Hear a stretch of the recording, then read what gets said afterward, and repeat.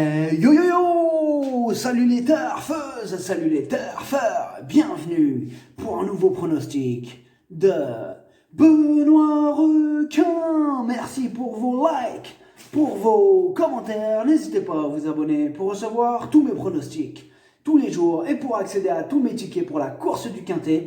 Vous avez deux moyens par mon site internet benoîtrequin.fr ou par le bouton rejoindre. Ok, place au pronostic du Quintet du lundi 22 février. Direction Paris-Vincennes pour le prix de Chaland. 3 attelés, 2700 mètres, 13 partants. Réunion 1, course 1. Indice de confiance 2 sur 5. Un quintet réservé aux mâles de 4 ans, ils ne sont que 13 partants, mais ce quintet est ouvert, on va voir ça ensemble. Cette vidéo, je la tourne avant l'arrivée du quintet de ce dimanche, je reviendrai dessus demain. Petit retour sur le quintet du samedi 20 février, c'est le 9 qui a joué les troubles fêtes et à grosse cote.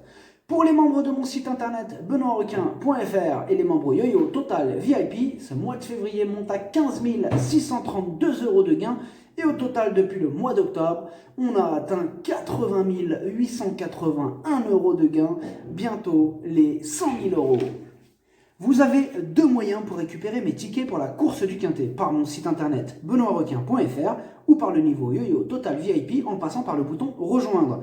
Ok, c'est parti, on commence le pronostic et on commence avec le numéro 1, Hasard d'Érable. Avec lui, c'est souvent tout ou rien. C'est le moins riche de la course, sa marge est réduite. Quand il ne part pas au galop, bon, il termine toujours à l'arrivée, mais comme d'habitude avec lui, ce sera une question de sagesse. On écoute David Thomas. Hasard d'Érable s'est malheureusement élancé au galop dernièrement avant de prouver sa forme en retrait.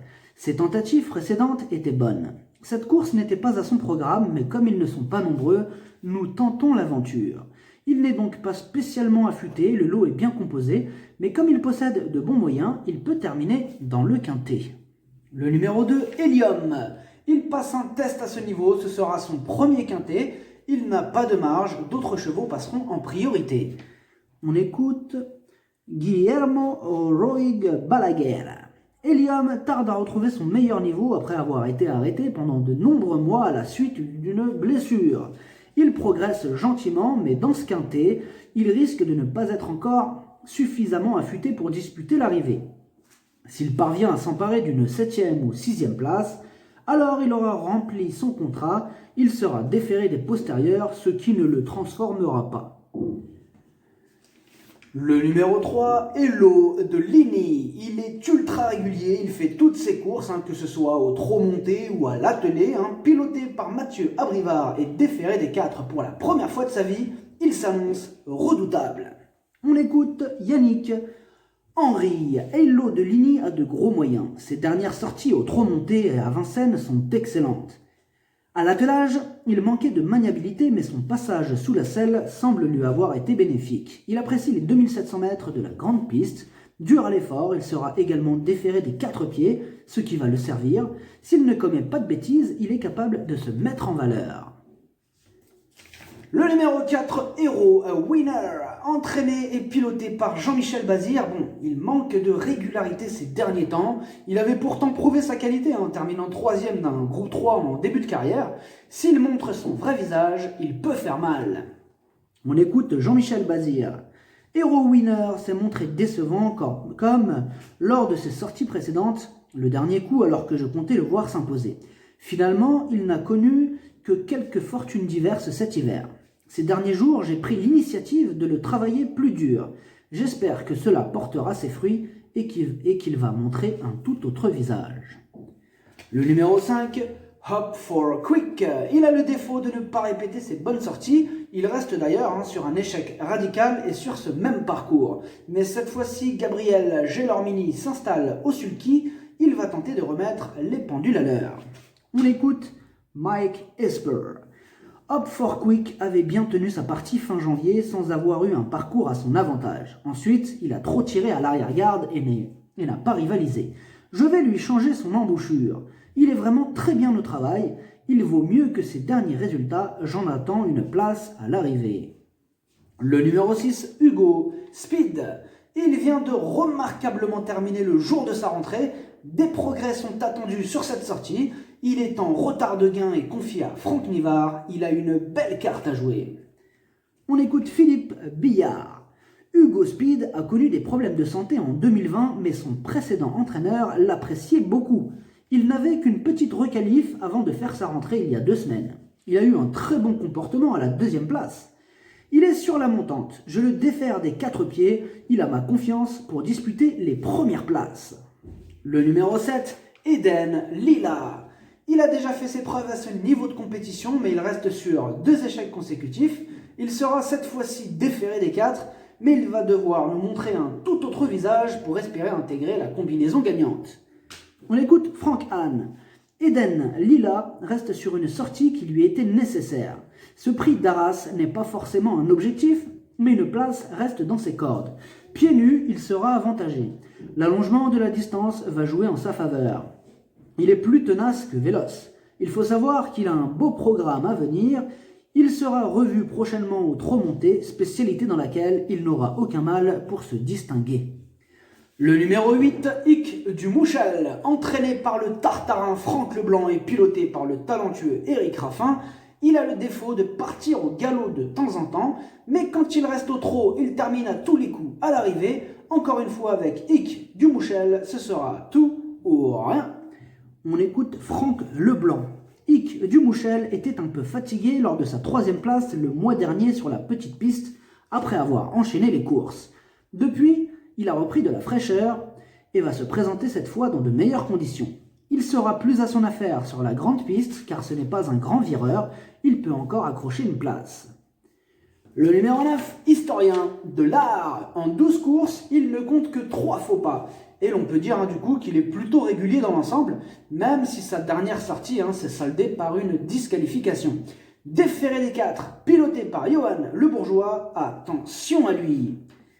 On écoute Nicolas Brideau. Historien de l'art s'est mis au galop lors de sa dernière sortie étant victime d'un accrochage. Oubliez cette course, avec son bonnet fermé, il était tendu.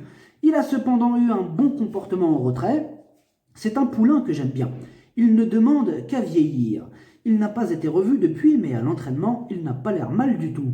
Déféré des 4 pieds, il va se plaire sur 2700 mètres, il aime venir sur les autres. Le numéro 10, Horace Dugoutier. C'est une rentrée, on ne l'a pas revu depuis le mois d'août, mais attention, une rentrée déférée des 4 d'emblée. A noter qu'en 7 courses, il a terminé 7 fois à l'arrivée, alors sur sa classe, mieux vaut ne pas le sous-estimer. On écoute Hervé Langlois. Horace Dugoutier a été victime de la rhino après sa dernière sortie l'été dernier à Anguin. Il a fallu un peu de temps pour qu'il s'en remette. Il a du travail derrière lui pour cette reprise. Sans être à 100%, il est déjà prêt à réaliser une bonne valeur. D'ailleurs, je le défère des 4 pieds. La grande piste ne sera pas un souci, je vais surtout faire le dernier kilomètre, il a un bon potentiel. Le numéro 11, Hugo Dubourg. Il reste sur une disqualification, mais en 12 courses, cela ne lui est arrivé que 2 fois. Il a fait ses preuves dans des lots qui tenaient la route. Ce lundi, il fera encore de son mieux pour obtenir le meilleur classement. On écoute Joël Van Eekhout. Hugo Dubourg aurait certainement pris une place dernièrement sans une faute à la sortie du tournant final où il a été apeuré par la cravache d'un rival. Lors de sa sortie précédente, il n'avait été devancé que par 2 chevaux étrangers. Il est toujours au top et l'engagement est sur mesure. De nouveau pieds nus, je le crois capable de jouer les premiers rôles du quintet. Le numéro 12, Horatius Della. Ses 2 dernières sorties sont excellentes, il fait face à un bel engagement, il sera une nouvelle fois déféré des 4, confié au talentueux Franck Ouvry, tous les feux sont au vert. On écoute Franck Ouvry. Horatius Della est actuellement en pleine forme. Dernièrement, il s'est élancé au galop avant de revenir bien finir. Il ne part jamais très vite auparavant. Auparavant, il s'était imposé en allant devant. Je vais essayer d'adopter la même tactique lundi. Il bénéficie d'un engagement idéal au plafond des gains et la grande piste l'avantage. C'est un poulain que j'estime. Il peut gagner si tout se passe bien. Le numéro 13, Eti Dugoutier. Il dépend du redoutable entraînement de Jean-Michel Baudouin. C'est le plus riche de la course et il a été préparé spécialement pour ce quintet. Il est incontournable. On écoute Jean-Michel Baudouin. Etienne Dugoutier reste sur une sortie qui lui était nécessaire. Il va se présenter en bonne forme pour cet engagement idéal. Je le défère des 4 pieds à nouveau. Il a gagné à 2 reprises cet hiver, mais il m'apparaît encore compétitif pour rivaliser à ce niveau. Je serais déçu de ne pas le voir sur le podium. Le pronostic, ça donne 6, 12, 13, 3, 11, 8, 9, 10, cheval de complément le 5, si jamais il y a un autre nombre important et ça peut arriver, le 4. Merci d'avoir suivi cette vidéo, n'hésitez pas à vous abonner pour recevoir tous mes pronostics tous les jours. Et pour accéder à tous mes tickets pour la course du Quintet, vous pouvez passer par mon site internet benoîtrequin.fr ou par le bouton rejoindre sur le niveau YoYo Total VIP. À jouer avec modération, bonne chance, chopez-le moins, ciao.